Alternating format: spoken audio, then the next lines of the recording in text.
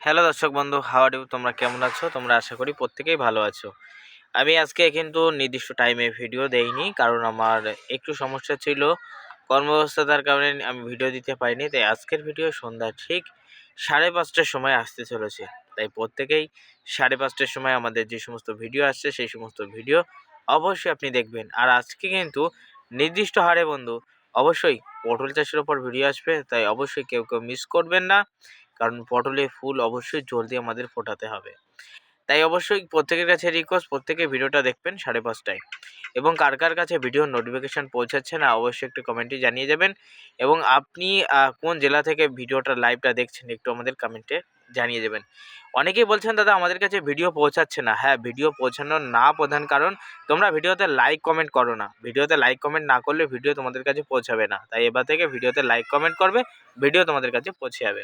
tata, প্রত্যেকে ভালো